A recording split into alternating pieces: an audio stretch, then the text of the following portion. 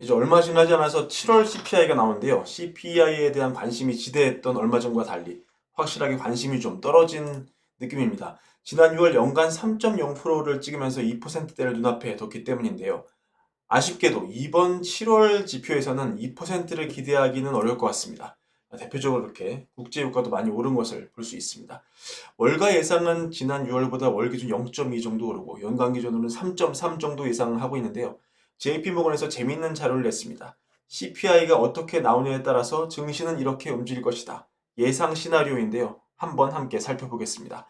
시나리오는 5개 정도로 나뉩니다. 먼저 45%의 확률입니다. 1위입니다.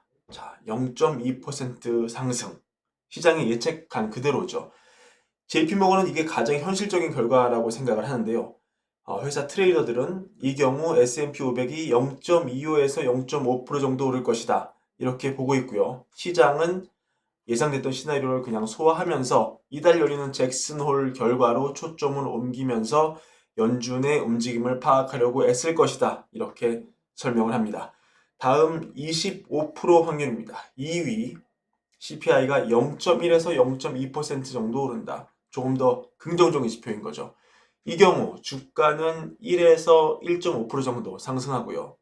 예상보다 시장이 빨리 금리가 떨어질 것으로 받아들일 것이고 서비스의 물가 하락에 이어서 상품으로 관심이 전환되면서 지금 중국이 디플레 압박을 강하게 받고 있지 않습니까? 이 영향과 더해져서 인플레 하방을 더 빨리 보게 될 것이다. 이렇게 설명을 합니다.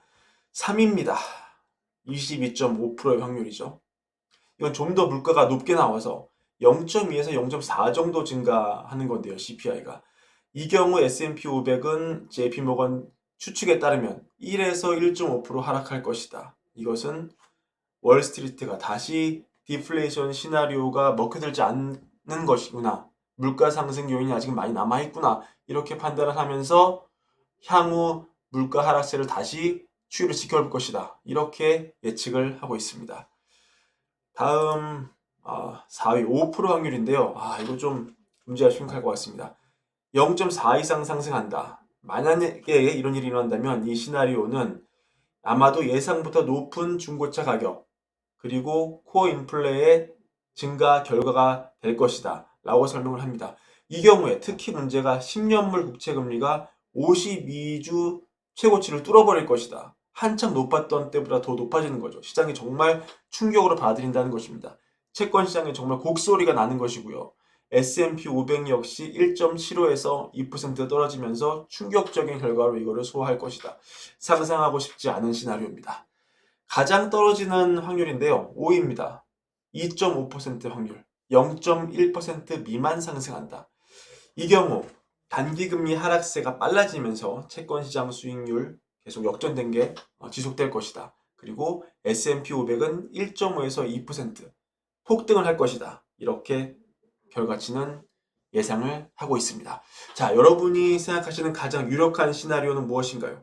잠시 후 함께 결과 확인해 보겠습니다. 이 결과를 기다리시면서 울걸부 구독과 좋아요도 함께 부탁드립니다. 감사합니다.